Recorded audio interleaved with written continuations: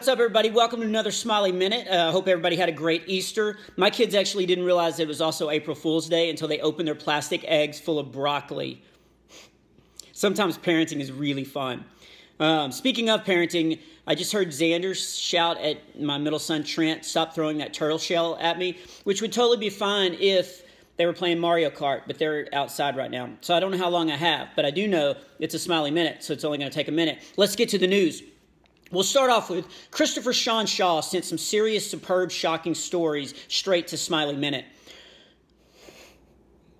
I did it. Seriously, guys, you should send me a clip of you trying to say all that at once. Okay, back to the serious headline. Flight forced to make emergency landing after fight breaks out over farting passenger. That's a serious news headline. Seems like the plane wasn't the only one breaking wind that day. Okay, first of all, I always thought that one of the best things about flying on a plane is you can just fart as loud as you want and no one's going to hear you. Over the plane engine, the crying babies, if you're on United, the passenger beatings. However, from Dubai to Amsterdam, 2 ladies got into a fight with a man who refused to stop farting. They had to land in Vienna, where they were escorted off the plane, and I assume were forced to eat a lot of sausages.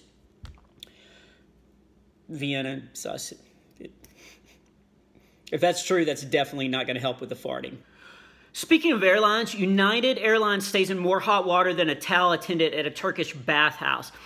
United has broken guitars, they beat up passengers, they once tried to serve me something with coconut in it despite the Geneva Convention. Seriously, coconut, can we all just agree it's like chewing on toenails? Anyway, they made news again when a flight attendant insisted a passenger put their dog in the overhead bin for a 3-hour flight from Houston to LaGuardia. That's how you pronounce it.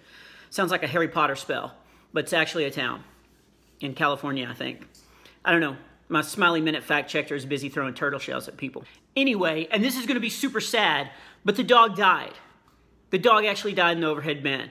I don't have a joke for that because I love dogs, so I would never make a joke about that. Fortunately, my friends are all comedians, so Tim Hawkins was actually quoted as saying, "That's ridiculous. Everybody knows that overhead bins are for cats." John Brandon then chimed in that cats are great to have because, you know, say you've had a long, tough day at work and you come home angry and tired and you don't want to accidentally kick the dog.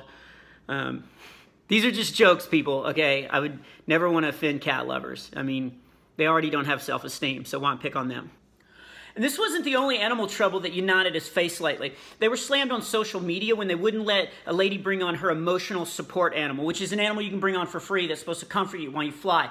But this lady was denied because it wasn't a dog. It was a, wait for it, it was a peacock. This lady got angry because she couldn't bring her gigantic peacock on the plane. Okay, people of Earth, we have to draw the line somewhere. Okay, I don't want to be standing in line and hear, "Come on, man, let me on. It's an emotional support king cobra." You know? Okay, can I fly with my emotional support kangaroo? Hey, it's got a pouch. I won't have, you know, to worry about my carry-on. Come on. Anyway, United is busy redefining their guidelines as to what emotional support means, and they're going to get back to us. But hopefully they won't make the ruling until after my girlfriend flies with me to Montana this weekend for a show. Finally, a trip with no baggage. Also, Lisa Loftus sent in this. A Kansas City man, age 37, faces charges in connection with stealing a car. The cops were able to quickly catch him because of their fierce training and on-the-job thinking skills. Actually, the man stopped and asked a police officer for directions. That seriously happened. He stole the car and asked a police officer for directions as the police officer was getting the information through his walkie-talkie. I would have loved to have heard the directions. Yeah, just turn left at the light, take a right at Walgreens, do not pass go, go directly to jail. Oh, speaking of stupid, a lady in Fort Bliss, Texas didn't want to be labeled divorced. And I get that. I mean, I've been through that. Anybody that went through what I did would not want to be called divorced. They would probably much rather be called widower. No, actually, that's what she thought. She decided instead of being called divorce, since her and her husband were having problems, she shot her husband. It actually, the news article said she shot him in the abdomen, but I did some more research, and she actually shot him in the stomach. And this is in no way a stereotype against women, but she changed her mind and drove him to the Fort Bliss Hospital. He survived and I'm assuming moved to Fort Not So Bliss, Texas. What's sad, though, is that somewhere there's a guy reading this news article right now going, oh, so she's single. Here's a news article that sounds like it's straight out of Toy Story. In Argentina, a boy swallowed a squeaker toy that lodged in his throat and he couldn't stop squeaking. He wasn't in danger, he wasn't hurt, he just was really loud. And they rushed him to the hospital, which as a single dad, I'm torn. Because it would kind of be great to be able to hear your kids sneaking up on you. Anyway, the doctors was able to get the kid in and... You see what I'm talking about? Okay, what else? Oh, a BBC reporter, Alex Dunlop, found himself bombarded by lemurs while trying to report on the annual animal count at the Bantam Zoo.